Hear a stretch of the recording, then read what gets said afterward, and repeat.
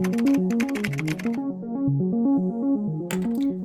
yn enw Di Air a nes I ddewis wneud y gweithdy celf er mwyn datblygu'n sgiliau celf digidol I a mae jyst yn really cool ymateb I elfennau eraill o'r celfyddydau fel cerddoriaeth fel dyn ni'n neud yn y gweithdy yma drwy gelf.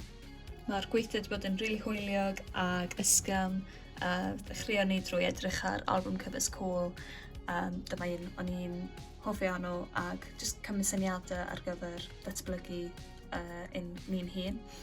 Yr ddwy gan dyn ni'n mynd I fod yn ail-greu ei album covers ar gyfer ydy Yn y Cymylau gan papur wal ag myfyrwyr rhyngwladol gan HMS Morris. Felly nath ni gyd rand arno fe'n gilydd a just brainstormio, taflu geiriau lawr, doodles, unrhyw beth yn dod I feddwl ag yr un peth ar gyfer yr ail gan.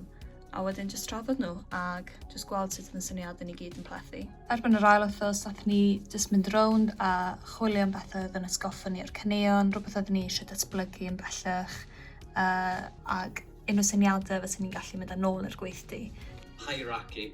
Ydych chi'n chwarae gwmpas gyda imagery, so mae just chwarae gyda scale gallu bod yn rhywbeth super powerful.